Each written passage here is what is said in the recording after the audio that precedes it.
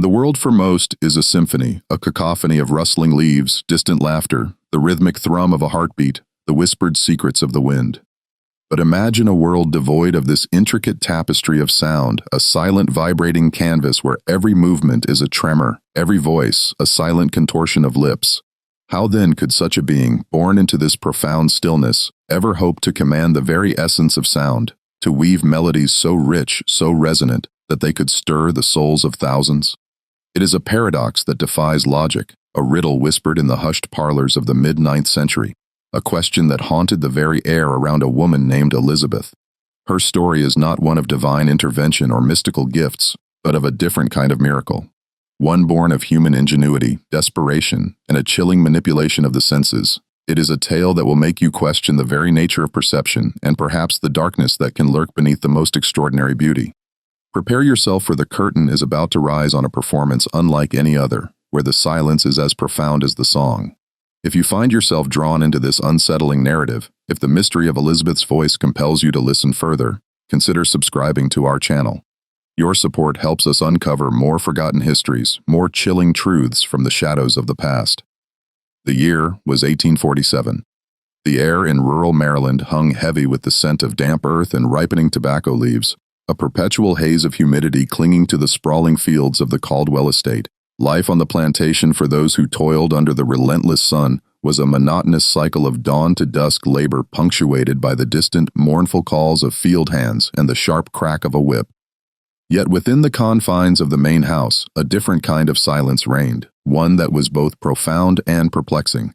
Elizabeth, born into the Caldwell household, was a child of striking contrasts. Her skin, the color of polished mahogany, seemed to absorb the light, while her eyes, large and luminous, held a depth that belied her tender years. From her earliest days, it was evident she was different. The clatter of pots in the kitchen, the boisterous laughter of the other children, the sharp commands of Mrs. Caldwell. None of these elicited a reaction from the infant Elizabeth. She would watch, her gaze unwavering, as if observing a silent play unfold before her. Her mother, a quiet woman named Clara, who worked in the Caldwell's laundry, was the first to notice. Clara Ara would sing soft lullabies, her voice a gentle balm, but Elizabeth's eyes would remain fixed, unblinking on her mother's moving lips, never responding to the melody. When a heavy pot crashed to the stone floor, sending shards scattering, the other children shrieked and cried, but Elizabeth merely turned her head slowly, her expression unreadable. It was as if the world's sounds were a secret language she was not privy to. Mrs. Caldwell, a woman of stern demeanor and practical concerns, initially dismissed it as a peculiarity. "The child is simply quiet," she'd declare, waving a dismissive hand. But as Elizabeth grew, her silence became undeniable. Other children would call her name and she wouldn't turn. A bell would ring, signaling dinner, and she would remain oblivious until someone gently guided her. The doctor, a portly man named Dr. Silas Croft, was summoned. He peered into her ears, shone a small lamp, and shook his head with a sigh. "A profound affliction, Mrs. Caldwell. The child is deaf completely." The diagnosis settled over the household like a shroud. For Clara Ara, it was a fresh sorrow in a life already burdened. She would spend hours with Elizabeth, teaching her simple gestures, tracing letters in the dirt, trying to bridge the chasm of silence that separated them. Elizabeth, in turn, was an eager, if sometimes frustrated, pupil. She learned to read lips with an uncanny quickness, her eyes darting, absorbing every subtle movement. She communicated through a series of expressive gestures and a few guttural sounds, sounds that were more felt than heard, vibrations in her own throat that she could perceive. The other enslaved people on the estate viewed Elizabeth with a mixture of pity and a strange reverence. Some believed her silence was a mark of divine favor, a special connection to a world beyond human understanding. Others saw it as a curse, a further burden in a life already defined by hardship. Young Thomas, a boy a few years older than Elizabeth who worked in the stables, would often try to communicate with her. He'd stomp his feet, hoping she'd feel the vibrations, or tap out rhythms on a wooden bucket, watching her face for any sign of recognition. Sometimes a faint smile would touch her lips, a flicker of understanding in her deep eyes, but the true meaning of sound remained elusive to her, Mrs. Caldwell, however, saw Elizabeth's condition not as a tragedy, but as an inconvenience. A deaf child was less useful, harder to instruct. She was often left to her own devices, wandering the edges of the fields, observing the silent dance of nature, or sitting by the river, feeling the subtle tremors of the water against the bank. It was during one such solitary afternoon, as Elizabeth sat beneath a weeping willow, her fingers trailing in the cool current, that Mrs. Caldwell's sister, Mrs. Elenina Hathaway, arrived for her annual visit. Mrs. Hathaway was a woman of refined tastes and a keen, if somewhat ruthless, business acumen. She had inherited a small fortune and managed it with an iron fist, always seeking new ventures, new opportunities for profit. She was a widow, her life a tapestry of social engagements and shrewd investments. Her arrival was always an event heralded by the rumble of her carriage and the rustle of her expensive silks. On this particular visit, Mrs. Hathaway, a woman who prided herself on her discerning eye, noticed Elizabeth. The child, perhaps 7 or 8 years old, was humming to herself, a low, resonant sound that seemed to emanate from deep within her chest. It was a wordless melody, a series of sustained tones that, to Mrs. Hathaway's surprise, possessed an unusual purity. "What is that child doing?" Mrs. Hathaway asked, her voice sharp, cutting through the humid air. Mrs. Caldwell, fanning herself on the veranda, glanced towards Elizabeth. "Oh, that's Elizabeth, my sister's child. She's deaf, poor thing. She often makes those noises. We pay them no mind." But Mrs. Hathaway did pay mind. She watched Elizabeth, her brow furrowed in thought. The child's humming was not tuneless, not discordant. It had a strange, almost ethereal quality. She approached Elizabeth, her silk skirts rustling. Elizabeth looked up, her eyes wide, unblinking. Mrs. Hathaway knelt, placing a hand gently on Elizabeth's chest. The vibrations were distinct, powerful. "She's deaf, you say?" Mrs. Hathaway murmured, more to herself than to her sister. "Completely as a stone," Mrs. Caldwell confirmed with a shrug. Never heard a sound in her life. A flicker of an idea, cold and calculating, began to take root in Mrs. Hathaway's mind, a seed of possibility, both wondrous and terrifying. She spent the rest of her visit observing Elizabeth, testing her in subtle ways. She would clap her hands loudly behind the child, only to see no reaction. She would speak directly into her ear, her voice raised, and Elizabeth would only watch her lips, patiently waiting for a gesture. Yet when Elizabeth hummed, the sound was undeniably beautiful, a raw, untamed purity that seemed to defy her condition. Mrs. Hathaway left the Caldwell estate with a new purpose. The image of the silent child, her chest vibrating with an impossible melody, had lodged itself firmly in her thoughts. She saw not a tragedy, but an opportunity, a unique, unprecedented spectacle. The world she knew was hungry for wonders, for the inexplicable. And in Elizabeth, she believed she had found a wonder that could captivate and, more importantly, enrich her. The stage was being set, not for a performance, but for an elaborate, chilling experiment. The following spring, a new figure arrived at the Caldwell estate, his presence as unsettling as the sudden chill in the air. Dr. Cornelius Webb was a man of imposing stature, his frame lean and angular, his face a study in sharp angles and intellectual intensity. His eyes, a piercing shade of gray, seemed to miss nothing, constantly scanning, analyzing. He carried himself with an air of detached authority, a man accustomed to being listened to being obeyed. His reputation preceded him. A brilliant, if unconventional, physician and anatomist from Philadelphia, known for his groundbreaking, often controversial research into the human senses. Rumors whispered of his fascination with the macabre, his relentless pursuit of knowledge, even if it meant pushing the boundaries of ethical conduct. Dr. Webb was not a man to be swayed by sentiment. His motivations were complex, a tangled web of scientific curiosity, professional ambition, and a deep-seated desire to leave an indelible mark on the world of medicine. He had corresponded with Mrs. Hathaway for months, their letters filled with coded language, veiled suggestions, and the careful outlining of a project. Mrs. Hathaway, ever the pragmatist, had painted a picture of a unique medical anomaly, a case study that could bring unprecedented recognition and profit to all involved. She had appealed to his scientific ego, his thirst for the extraordinary. His arrival was met with a mixture of awe and apprehension by the Caldwell household. He moved through the plantation with a quiet intensity, his gaze lingering on Elizabeth, who in turn regarded him with her usual silent scrutiny. He spent days observing her, watching her interactions, her movements, her peculiar humming. He noted the way she seemed to feel the vibrations of the ground, the subtle tremors of a distant cart, the rhythmic pounding of a blacksmith's hammer. Finally, the day came for the formal examination. Elizabeth, now nearly 9, was led into a dimly lit room in the main house, a room usually reserved for formal dinners, now transformed into a makeshift clinic. The air was thick with the scent of antiseptic and something metallic, a smell that made Elizabeth subtly recoil. Dr. Webb stood over a table laden with an array of instruments, gleaming otoscopes, delicate tuning forks, a small polished wooden box, and various other tools that looked both scientific and vaguely menacing. Mrs. Hathaway stood by, her hands clasped tightly, a nervous energy radiating from her usually composed demeanor. Mrs. Caldwell, pale and apprehensive, hovered in the doorway, her conscience wearing with her sister's persuasive arguments about Elizabeth's future. Dr. Webb began his examination with a methodical precision that was both chilling and impressive. He peered into Elizabeth's ears, his brow furrowed, his lips moving in silent commentary. He tapped a small hammer gently on her knees, observing her reflexes. He ran a feather lightly over her skin, noting her sensitivity. Elizabeth remained stoic, her eyes following his every move, a flicker of fear deep within them. Then came the sound experiments. Dr. Webb took a large tuning fork, struck it sharply against the table, and held it close to Elizabeth's ear. No reaction. He repeated the action, placing the vibrating prongs against her mastoid bone behind her ear. Elizabeth's eyes widened slightly. A subtle tremor ran through her. He noted it down. He then placed the vibrating fork against her forehead, her sternum, her fingertips. Each time a faint, almost imperceptible reaction.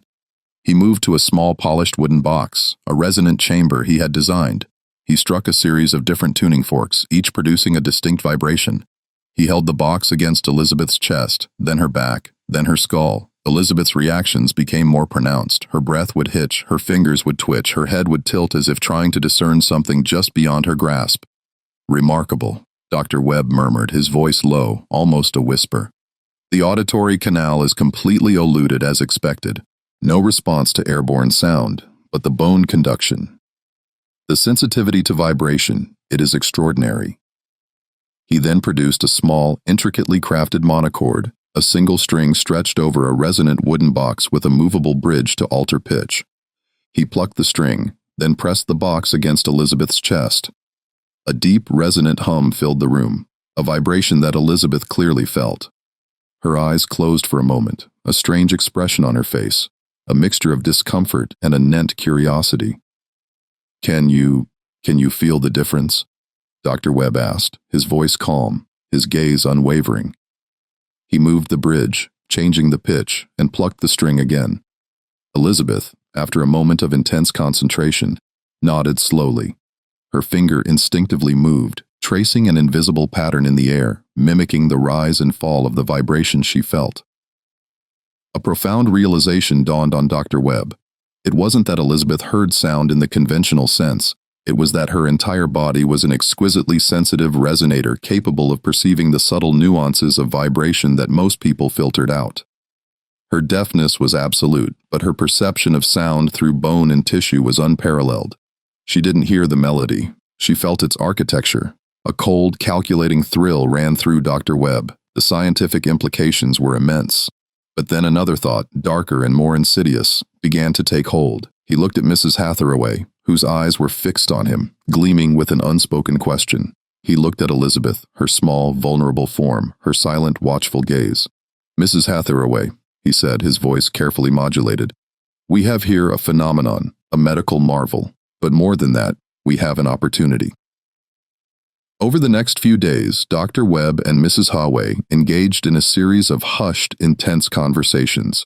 They met in the drawing room, the heavy velvet curtains drawn, their voices low, almost conspiratorial.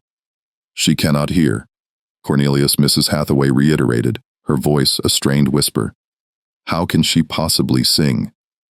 "She perceives the vibrations," Eleanor Webb explained, his tone patient yet firm. "The frequency, the intensity, the duration. Her vocal cords, her diaphragm, her entire skeletal structure are attuned to these subtle shifts. She can feel the music, and therefore she can replicate it, not through hearing, but through an innate, almost instinctual physical response. But to train her to make her sing opera." Mrs. Hathaway's skepticism was evident, yet her eyes held a greedy glint. "The public would never believe it." "That, Eleanor, is precisely the point," Webb countered, a faint, unsettling smile playing on his lips. "The public will believe it. They will believe it is a miracle, a divine gift, a testament to the extraordinary power of the human spirit. And we, my dear Eleanor, will be the instruments of that revelation." He laid out his plan with chilling precision. Elizabeth would be removed from the plantation, brought to Philadelphia, where she would undergo intensive specialized training. He would teach her to control her voice, to modulate her pitch and tone, not by listening, but by feeling the vibrations within her own body, by observing the movements of his lips, by mimicking the physical sensations he would impart. Mrs. Hathaway listened, her initial reservations slowly eroding under the weight of Webb's persuasive arguments and the tantalizing prospect of immense wealth and renown. She thought of her dwindling investments, her social standing, the constant pressure to maintain appearances. Elizabeth, a child she barely knew, a child considered a burden, could be her salvation. It will require absolute secrecy. Eleanor Webb stressed, his gaze piercing. No one must know the true nature of her condition. The illusion must be perfect, the miracle, absolute. Mrs. Hathaway nodded slowly, her face hardening. The moral conflict, if it had ever truly existed, was now buried beneath layers of ambition and self-preservation. She justified it to herself as an act of benevolence, a chance for Elizabeth to escape a life of servitude, to achieve something extraordinary. The truth, however, was far more sinister. She was not freeing Elizabeth, she was merely transferring her from one form of bondage to another, more elaborate, more profitable one. The dark event was not a single moment, but a calculated, chilling decision, a pact forged in the quiet desperation of ambition, sealing Elizabeth's fate to a life lived as a living, breathing paradox. The journey from the sun-drenched fields of Maryland to the bustling, gaslit streets of Philadelphia was a dizzying blur for Elizabeth. The world outside the Coldwell estate was a kaleidoscope of new sensations. The rhythmic jostle of the carriage, the unfamiliar smells of coal smoke and horse manure, the constant silent rush of people.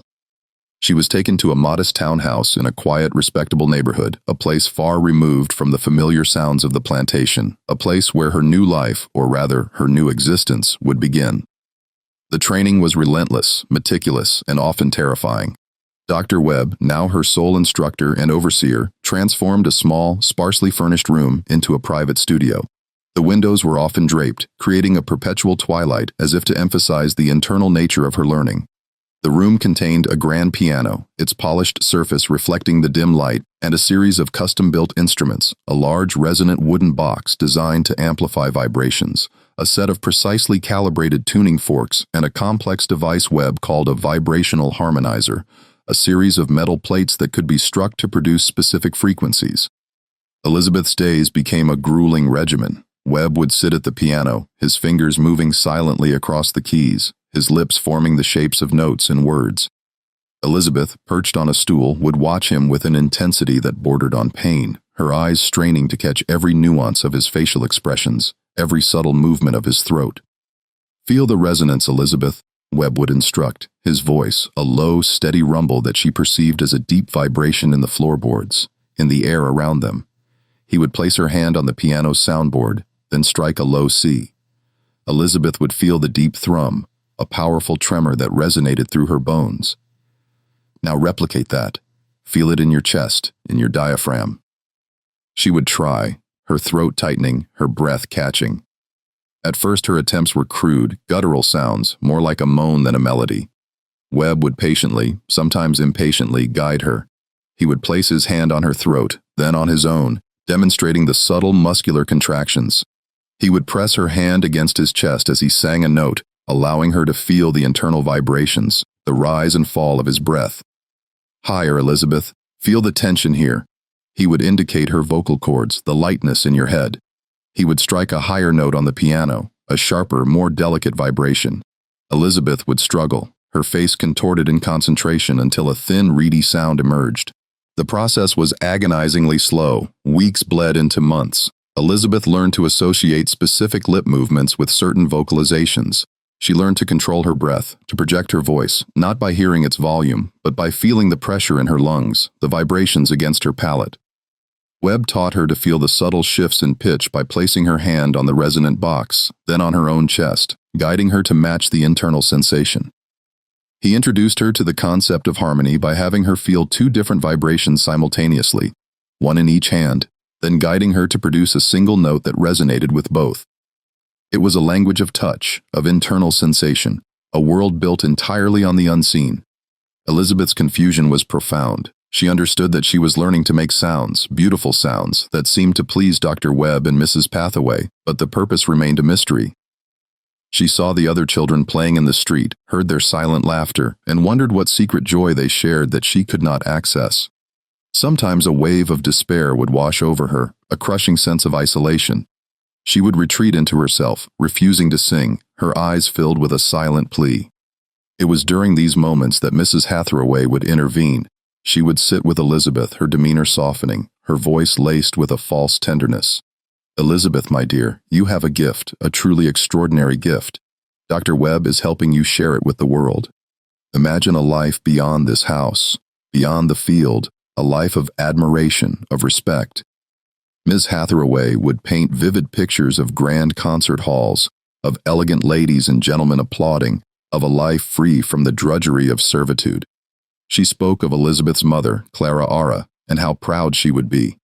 These words, though manipulative, offered a glimmer of hope to Elizabeth, a reason to endure the arduous training. She yearned for connection, for acceptance, and Mrs. Hathaway skillfully exploited that yearning. As Elizabeth's voice grew stronger, more controlled, Webb began to introduce her to more complex pieces.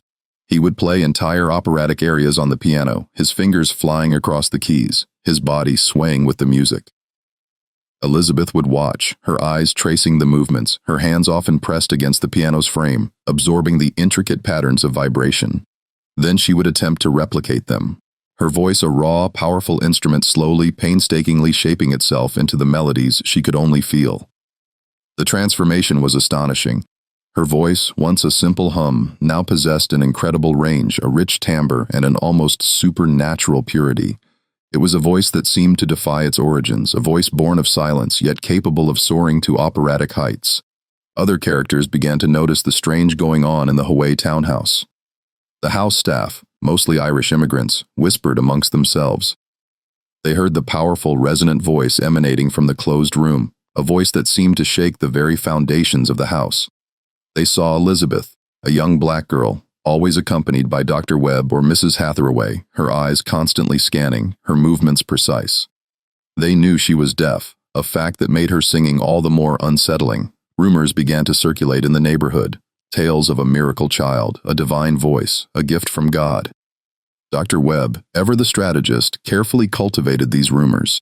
He would drop hints to acquaintances, speak vaguely of a unique medical case he was overseeing, allowing the mystery to deepen. He understood that the more incredible the story, the more captivating the spectacle would be. He was not just training a singer, he was crafting a legend, a carefully constructed illusion designed to enthrall and to profit. The shadows of the past were not merely a backdrop, they were the very fabric of Elizabeth's new manipulated reality. The whispers grew louder, spreading beyond the quiet streets of Philadelphia. The miracle child of Mrs. Hathaway's household became a topic of hushed conversation in drawing rooms and coffee houses. Dr. Webb, with his calculated leaks and enigmatic pronouncements, ensured that curiosity reached a fever pitch before any public unveiling. He understood the power of anticipation, the allure of the forbidden. The preparations for Elizabeth's public debut were meticulous, almost theatrical. Mrs. Hathaway spared no expense, commissioning elegant gowns for Elizabeth, selecting a small exclusive venue, a private salon known for hosting cultural events, and sending out invitations to a carefully curated list of influential citizens, prominent physicians, and discerning critics. The narrative was carefully crafted. A young, gifted Negro girl born into unimaginable hardship, now blessed with a voice of unparalleled beauty, a testament to the enduring power of the human spirit. The deafness was mentioned, but always as a tragic affliction overcome by an almost divine talent, never as the key to her unique perception. The evening of the debut arrived, a crisp autumn night in Philadelphia. Carriages lined the cobblestone street outside the salon, their lamps casting flickering shadows. Inside, the air was thick with the scent of perfume, polished wood, and nervous anticipation. The invited guests, a mix of the city's elite, abolitionists, and a few skeptical journalists, murmured amongst themselves, their eyes darting towards the small stage draped in velvet. Elizabeth, dressed in a simple but elegant gown of deep blue, stood backstage, her heart a frantic drum against her ribs. She felt the vibrations of the floorboards, the subtle tremors of the distant chatter, the rhythmic pulse of her own fear. Dr. Webb stood beside her, his hand a reassuring yet firm presence on her arm. He whispered instructions, his lips moving silently, reminding her of the cues, the breathing, the focus. "Remember, Elizabeth," he mouthed, his eyes intense. "Feel the music, let it flow through you." When her name was announced, a hush fell over the room. Elizabeth walked onto the stage, her movements graceful, her head held high. The gas lights cast a warm glow on her face, highlighting the striking contrast of her dark skin against the pale blue of her gown. She stood before the audience, a silent, enigmatic figure, her eyes scanning the faces, searching for understanding. The pianist, a young man named Mr. Arthur Finch, began the introduction to a simple aria. Elizabeth felt the deep vibrations of the piano through the stage, a familiar anchor. She closed her eyes for a moment, centering herself, feeling the music's architecture within her. Then she opened her mouth and a sound, pure and resonant, filled the room. It was a voice that defied belief, rich, powerful, yet imbued with a delicate clarity. It soared through the salon, touching every corner, every listener. The audience sat spellbound, their initial skepticism replaced by a profound awe. How could a deaf woman produce such a sound? It was impossible, yet undeniably real. Tears welled in the eyes of some, others leaned forward, their mouths slightly agape. When the aria concluded, a moment of stunned silence hung in the air before erupting into a thunderous applause. Elizabeth felt the vibrations of their clapping, a wave of energy washing over her. She bowed, a small, almost imperceptible smile touching her lips. For the first time, she felt a strange sense of power, a connection to these silent applauding figures. The performance was a triumph. The next day, the newspapers were filled with breathless accounts of the silent nightingale, the miracle voice of Philadelphia. Journalists, initially skeptical, now wrote with a sense of wonder, describing Elizabeth's voice as a phenomenon beyond human comprehension, a testament to divine grace. Fame, swift and intoxicating, descended upon Elizabeth. Mrs. Hathaway, now basking in the reflected glory, began planning a grand tour. New York, Boston, Washington, D.C. The major cities clamored to witness the extraordinary spectacle. Dr. Webb, his scientific ambition now intertwined with a growing financial empire, meticulously managed every aspect of Elizabeth's public life, ensuring the narrative of the miracle remained untarnished. As the performances continued, Elizabeth's understanding of her situation deepened, albeit slowly. She began to notice the subtle differences in the way people reacted to her. The awe, the pity, the occasional flicker of suspicion in the eyes of some doctors who attended her concerts.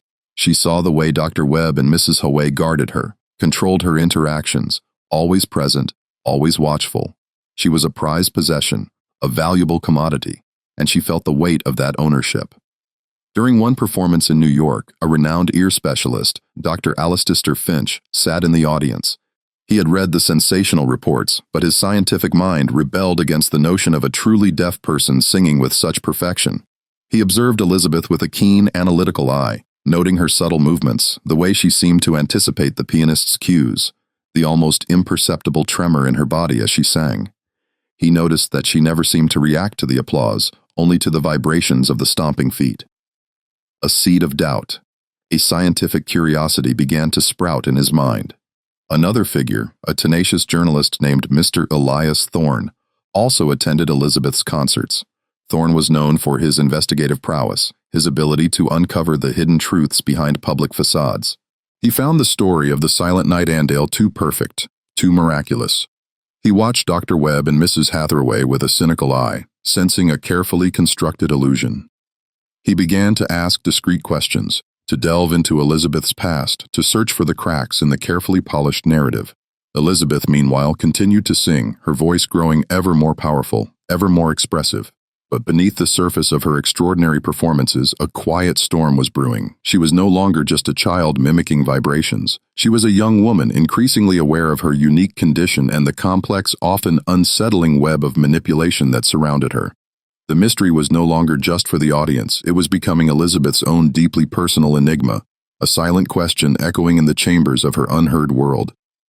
The tour continued, a whirlwind of opulent theaters, hushed audiences, and thunderous applause. From the grand halls of Boston to the intimate parlors of Washington, D.C., Elizabeth's voice captivated the nation. Each performance was a testament to her extraordinary talent and to Dr. Webb's meticulous training. Yet, beneath the glittering surface of her burgeoning fame, the illusion began to fray ever so subtly. In Boston, during a performance at the Tiemont Theater, a minor incident occurred that to the casual observer was insignificant, but to the watchful eyes of Dr. Alastair Finch and Mr. Elias Thorne was a telling detail. The gas light above the stage flickered violently, then briefly extinguished, plunging Elizabeth into momentary darkness. The pianist, Mr. Finch, missed a beat, his fingers faltering. For a split second, Elizabeth's voice wavered. A note held too long, a slight hesitation before she found her rhythm again. Dr. Webb, observing from the wings, visibly tensed. If Elizabeth truly heard nothing, why would a visual disruption affect her timing? It was a question that gnawed at Dr. Finch. Mr. Thorne, the journalist, was relentless in his pursuit of the truth. He interviewed former staff from the Caldwell estate, discreetly questioning them about Elizabeth's early life. He learned of her profound deafness, a fact that made her current abilities all the more perplexing. He noted the strict control Dr. Webb and Mrs. Hathaway exerted over Elizabeth, her limited interactions with others, the way she was always chaperoned. He tried to speak with Elizabeth directly after a performance in New York, but was politely yet firmly rebuffed by Dr. Webb, who cited Elizabeth's delicate constitution and need for rest. Elizabeth herself was becoming increasingly aware of the strange nature of her existence. She noticed the way Dr. Webb's eyes would dart nervously when a new doctor or journalist was in the audience. She felt the subtle tension in Mrs. Hathaway's hand when she guided her through a crowd. She began to experiment subtly with her own perceptions. During rehearsals, she would sometimes close her eyes, trying to rely solely on the vibrations of the piano, on the internal sensations of her own voice. She found that while she could maintain pitch and rhythm, the nuances, the emotional inflections were harder to achieve without the visual cues of Webb's lips and the pianist's movements. She realized that her hearing was a complex tapestry of touch, sight, and internal resonance, not the simple act of listening. Dr. Webb, sensing Elizabeth's growing awareness, became increasingly paranoid. He tightened his control, limiting her access to books, to conversations, to any information that might challenge the narrative he had so carefully constructed. He would spend hours with her, not just on vocal training, but on reinforcing the miracle story, emphasizing her unique gift, her divine purpose. He would praise her lavishly, then subtly remind her of her dependence on him, on Mrs. Hathaway for her new life. His control was a silken cage, beautiful on the outside but suffocating within. Mrs. Hathaway, meanwhile, was deteriorating. The constant pressure, the weight of their deception, was taking its toll. She began to rely heavily on Lord Dom, her eyes often glazed, her hands trembling. She would have moments of profound guilt, staring at Elizabeth with a haunted expression. One evening after a particularly triumphant performance in Philadelphia, she found Elizabeth alone in her dressing room practicing a difficult passage. Mrs. Hathaway watched her, her face etched with a mixture of awe and despair. "Elizabeth," she whispered, her voice, Do you truly understand what you are doing?" Elizabeth turned, her eyes wide and questioning. She watched Mrs. Hathaway's lips, waiting for clarification. Mrs. Hathaway shook her head, tears welling in her eyes. "Never mind, child. Just keep singing." She fled the room, leaving Elizabeth more confused than ever. The medical community, initially captivated, was now divided. Some hailed Elizabeth as a medical marvel, a testament to the brain's plasticity. Others, like Dr. Finch, remained deeply skeptical. He began to publish articles in obscure medical journals, subtly questioning the prevailing narrative, suggesting alternative explanations based on bone conduction and heightened sensory perception. He never directly accused Webb of deception, but his carefully worded inquiries planted seeds of doubt. Mr. Thorne, the journalist, was closing in. He had discovered a former associate of Dr. Webb's, a disgruntled medical student named Mr. Arthur Davies, who had worked with Webb on his early research into sensory perception. Davies, bitter about being excluded from Webb's current success, revealed details of Webb's experimental methods, his fascination with sensory substitution, and his belief that the brain could be trained to interpret vibrations as sound. He spoke of Webb's ambition, his ruthlessness, his willingness to push boundaries. The tension mounted with each passing day.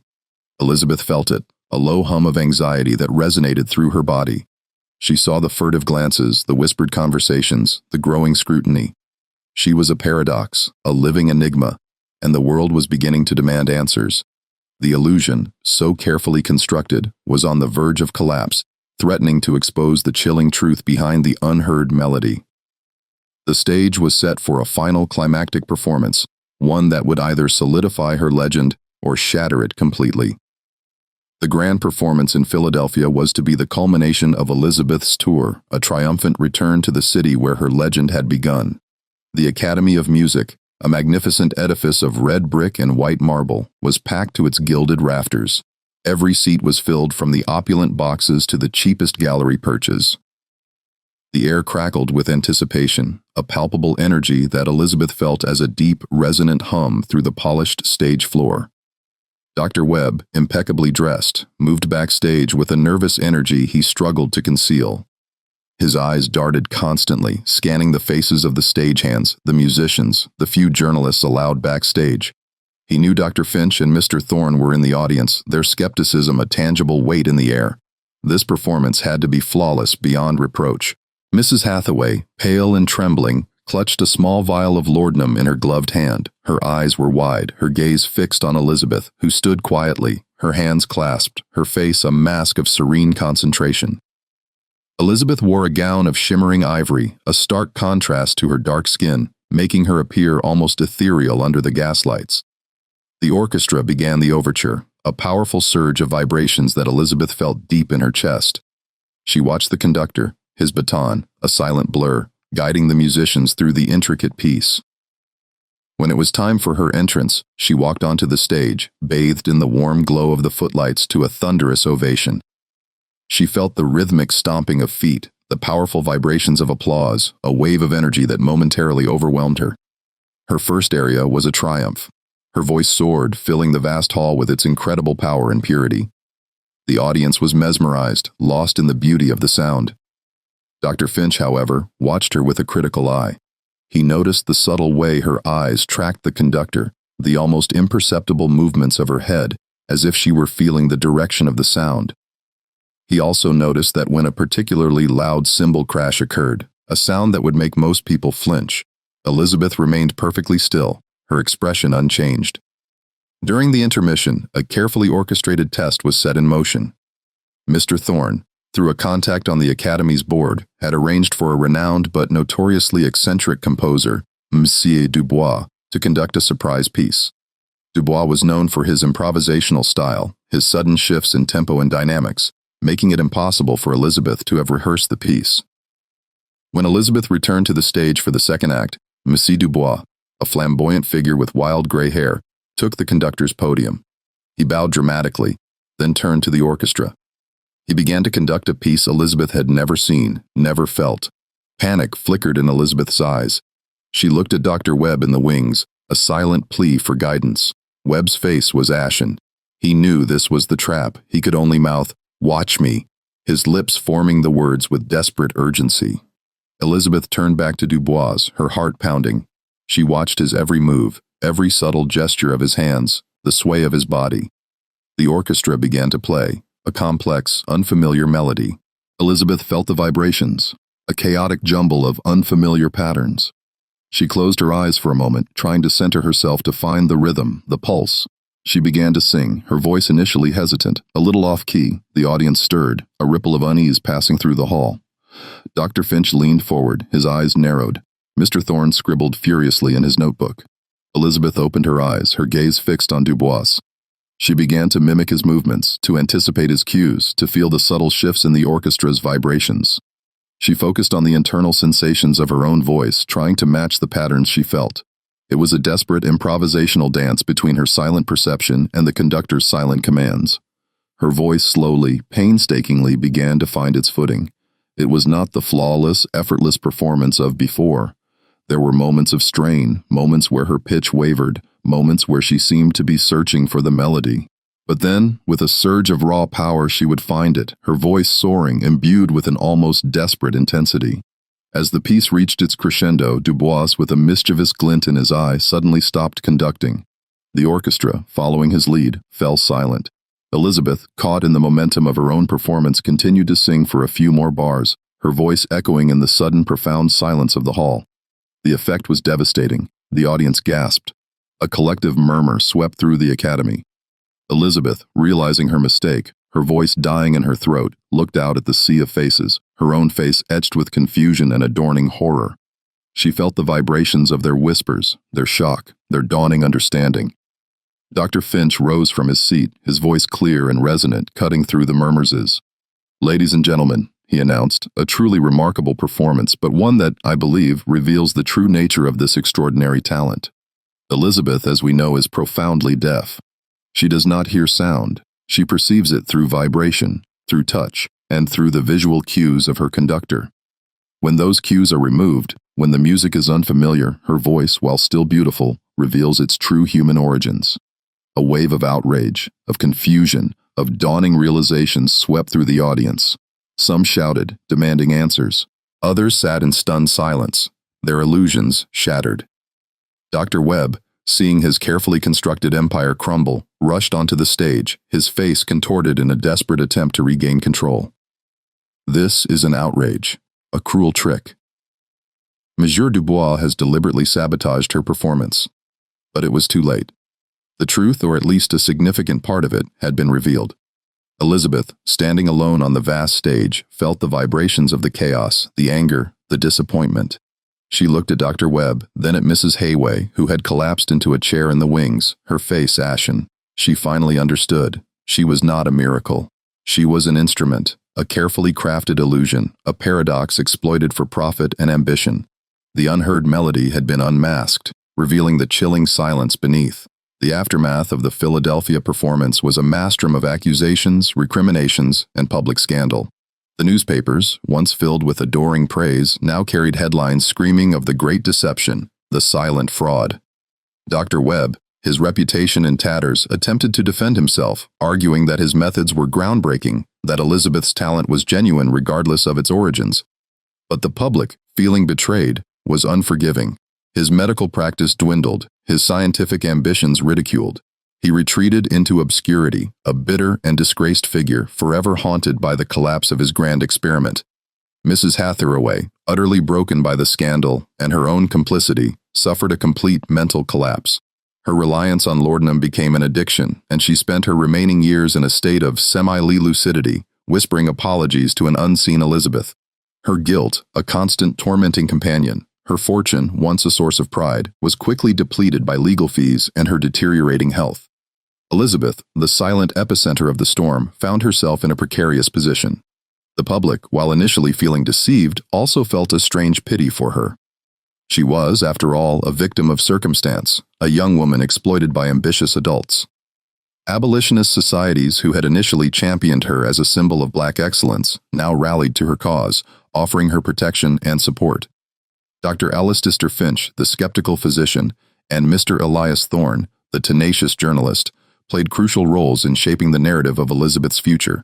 They published detailed accounts of their investigation, explaining the scientific principles of bone conduction and heightened sensory perception, demystifying the miracle without diminishing Elizabeth's extraordinary talent. They argued that her ability to sing, despite her deafness, was a testament not to divine intervention, but to the incredible adaptability of the human body and mind. Elizabeth, now free from the suffocating control of Webb and Hathaway, faced a choice. The world still wanted to hear her sing, but on different terms. She could continue to perform, but the illusion was shattered. She would no longer be the silent nightingale, but Elizabeth, the deaf singer, a woman who felt music rather than heard it. She chose to continue, but her performances changed. She no longer relied solely on visual cues. She worked with new musicians, explaining her unique perception, teaching them to communicate through touch, through subtle vibrations. She learned to conduct herself, feeling the rhythm through the floor, through the air, through the internal resonance of her own body. Her voice, though still powerful, gained a new depth, a raw emotional honesty that resonated with audiences in a different, perhaps more profound way. Elizabeth never fully understood the concept of sound as others did. The world remained a silent, vibrating canvas for her, but she learned to navigate it, to interpret its subtle tremors, to translate them into the universal language of music. She became a symbol, not of a miracle, but of resilience, of the human capacity to adapt and create beauty in the face of profound adversity. Her career, though less sensational than its initial meteoric rise, was long and respected. She performed across the country, inspiring countless individuals, particularly those with disabilities, to pursue their passions. She never spoke publicly about the deception, choosing instead to let her voice, her unique form of communication, speak for itself. The legacy of Elizabeth Greenfield, the black woman who sang like an opera diva but was born completely deaf, became a complex tapestry. For some, she remained a figure of wonder, a testament to the inexplicable. For others, she was a cautionary tale of ambition and exploitation. But for those who truly understood, she was a pioneer, a living embodiment of the extraordinary ways in which the human spirit can transcend its perceived limitations. Her story, born in the shadows of manipulation, ultimately became a beacon of quiet strength, an echo in the silence that continues to resonate through history. The story of Elizabeth Greenfield is a testament to the extraordinary and often unsettling truths hidden within the annals of history. It reminds us that the most profound mysteries are often found not in the supernatural, but in the depths of human ingenuity, ambition, and the complex tapestry of our senses. If Elizabeth's unheard melody has resonated with you, if her silent struggle and eventual triumph have stirred your curiosity, then join our community. Subscribe to Liturgy of Fear for more tales that blur the lines between history and horror, between the known and the chillingly unknown, the chillingly unknown, the chillingly unknown, the chillingly unknown, the chillingly unknown, the chilling